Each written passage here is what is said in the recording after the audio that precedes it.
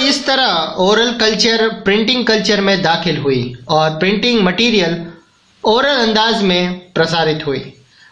Oral और printing culture के बीच की सेपरेशन लाइन धुंधली पड़ गई। हियरिंग पीपल और रीडिंग पीपल एक दूसरे में घुल मिल गए।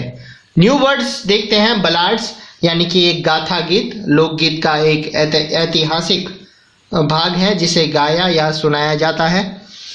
टैवरन्स यानी कि शराब घर, वह जगह जहां लोग शराब पीने, खाने और दोस्तों से मिलने और बात विचार के लिए आते हैं। 3.2 पढ़ते हैं, religious debates and the fear of print. तो प्रिंटिंग प्रेस से आइडियाज के वाइड सर्कुलेशन और डिबेट और डिस्कशन के द्वार खुल गए। एस्टेब्लिश्ड अथॉरिटी के आइडियाज से असहमत, जो सहमत नहीं थे, होने वाले लोग भी अब अपने विचारों को छाप कर उन्हें फैला सकते थे। छपे हुए मैसेजेस के जरिए वो लोगों को अलग अलग ढंग से सोचने के लिए मना कर सकते हैं या कोई कार्रवाई करने से लोगों को प्रेरित कर सकते हैं। जाहिर है कि इस बात का लाइफ के कई क्षेत्र में गंभीर इंपॉर्टेंट था। हर कोई प्रिंटिंग बुक्स को लेकर खुश नहीं था। जिन्होंने इसका स्वागत भी किया, उनके मन में इसको लेकर कई डर भी थे। कई लोगों को प्रिंटिंग किताब के व्यापक प्रसार और छपे शब्द की सुगमता को लेकर ये आशंका थी कि न जाने इसका आम लोगों के जहन पर क्या असर होगा। डर था कि अगर छपे हुए और पढ़े जा रहे पर कोई कंट्रोल ना होगा तो लोगों में रिबेलियस और इरिलीजियस विचार पनपने लगेंगे। अगर ऐसा हुआ तो वैल्यूएबल लिटरेचर की अथॉरिटी ही खत्म हो जाएगी।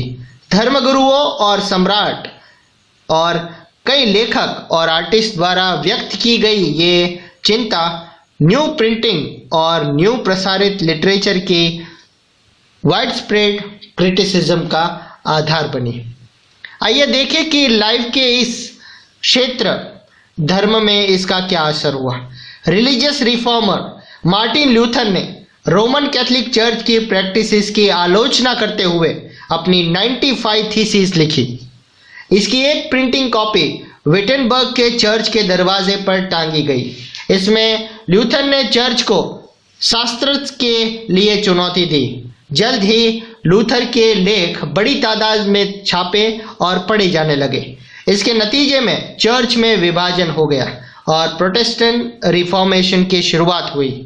न्यू टेस्टामेंट के लूथर के ट्रांसलेशन की 5000 कॉपीज बिक गई और 3 महीने के अंदर दूसरा एडिशन निकालना पड़ा। प्रिंट के प्रति तहे दिल से ग्रेटफुल लूथर ने कहा कि प्रिंट ईश्वर की हुई दी हुई महानतम देन है, सबसे बड़ा तोहफा है। कई हिस्टोरियन का ये ख्याल है कि प्रिंटिंग के नया या प्रिंटिंग से नए बौद्धिक माहौल बनाया जाए और इसमें धर्म सुधार आंदोलन के नए विचारों के प्रसार में भी मदद मिल सकती है। फिगर 9 देख सकते हैं कि जेविस्ले लैम्प्रेरी प्रिंटिंग प्रेस 1739। ये मॉडर्न यूरोप के प्रारंभ में प्रिंट के आगमन का उत्सव मनाते हुए छपे कई चित्रों में से एक है। देखिए कि प्रिंटिंग प्रेस लेकर एक देवी स्वर्ग से उतर रही है। इस देवी के आजू बाजू मिनर्वा यानी कि विद्या की देवी और मरकरी यानी कि मैसेंजर ऑफ गॉड। तस्वीर के आगे के हिस्से में अलग अलग देशों के 6 पायोनियर प्रिंटर की छवियां लिए एक औरतें खड़ी है। बीच में बाई और घेरे के अंदर गुटनबर्ग की तस्वीर है। तो न्यू वर्ड्स देखते हैं कि Protestant Reformation 16th century Europe में रोमन कैथोलिक चर्च में सुधार का आंदोलन। मार्टिन लूथर प्रोटेस्टेंट सुधारकों में से एक थे। इस आंदोलन में कैथोलिक ईसाई मत के विरोध में कई धाराएं निकाली गई। नेक्स्ट टॉपिक पढ़ते हैं, प्रिंट और प्रतिरोध यानी कि प्रिंट एंड डिसेंट। प्रिंट हुए पॉपुलर लिटरेचर के बल पर कम लिटरेट लोग धर्म की अलग अलग डेफिनेशन यानी कि व्याख्याओं से परिचित हुए। 16th सेंचुरी के इटली के एक किसान मैनोकियो ने अपने इलाके में अवेलेबल बुक्स को पढ़ना शुरू कर दिया।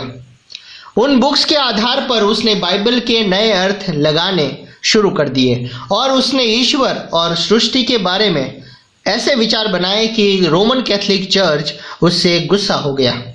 ऐसे धर्म विरोधी विचारों को दबाने के लिए रोमन चर्च ने जब इन्विक्शन यानी कि धर्मद्रोहियों को दुरुस्त करने वाली एक संस्था शुरू किया तो मेनोक्यो को 2 बार पकड़ा गया और आखिरकार उसे मौत की सजा दे दी गई। धर्म के पास ऐसे रीडिंग्स और उस पर उठाए जा रहे सवालों से परेशान रोमन चर्च ने पब्लिशर्स और बुक सेलर्स पर कई तरह के पाबंदी यानी कि रिस्ट्रिक्शन लगाई दी और 1558 से प्रोहिबिटेड बुक्स की लिस्ट वो रखने लगे। नए वर्ड्स देखते हैं। इंक्विजिशन यानी कि धर्म विरोधी की पहचान करना और उसे सजा देने वाली रोमन कैथोलिक कोर्ट। हेरिटिकल यानी कि धर्म विरोधी इंसान या विचार जो चर्च की मान्यताओं से सहमत ना हो, ऐसे लोग। फिगर 10 देखते हैं। द मैकबर डांस यानी कि भयानक डांस। इस 16th सेंचुरी की तस्वीर में प्रिंटिंग का खौफ किस ड्रामेटाइज तरीके से पेश किया गया है वो देखा जा सकता है।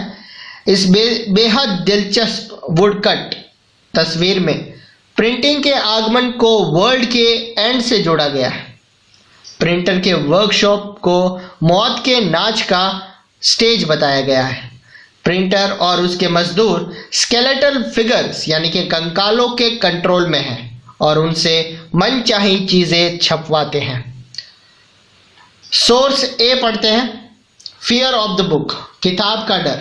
लैटिन के स्कॉलर और कैथोलिक रिफॉर्मर एरेस्मस, जिसने कैथोलिक धर्म की जातियों को क्रिटिसाइज की और ल्यूथर से भी कुछ दूरी बना के रखी।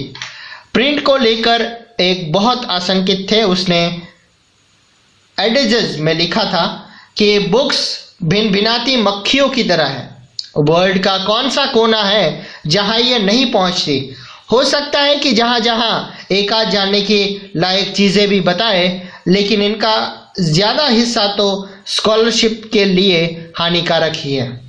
बेकार ढेर हैं क्योंकि अच्छी चीजों की अति भी हानिकारक होती है। इनसे बचना चाहिए। वर्ल्ड को सिर्फ तुच्छ यानी कि जैसे कि मेरी लिखी चीजों से ही नहीं भरना है, बल्कि बकवास, बेवकूफ, सनसनीखेज, धर्म विरोधी, अज्ञानी और षड्यंत्रकारी बुक से भी छापने लगे हैं और उनकी तादाद ऐसी ही है जैसे कि वैल्यूएबल लिटरेचर की वैल्यू ही नहीं रह जाती।